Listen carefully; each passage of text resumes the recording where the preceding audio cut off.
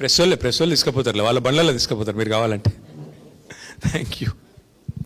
ఇంకొక 5 నిమిషాలు చూద్దాం.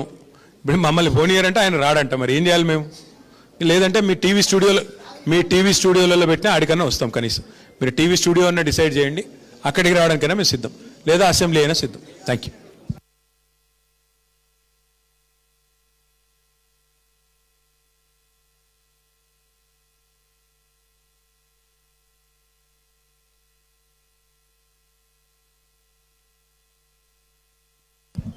వట్టినాగులపల్లిలో భూముల మీద పడి గూండాగిరి చేసింది ఎవరో అందరికీ తెలుసు.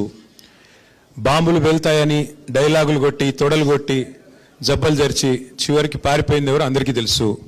ఇవాళ లొట్టపీస్ కేసులు పెట్టి గూండాగిరి చేసే ప్రయత్నం చేసి ప్రతిపక్షం గొంతు నొక్కే ప్రయత్నం చేస్తున్నది ఎవరో అందరికీ తెలుసు.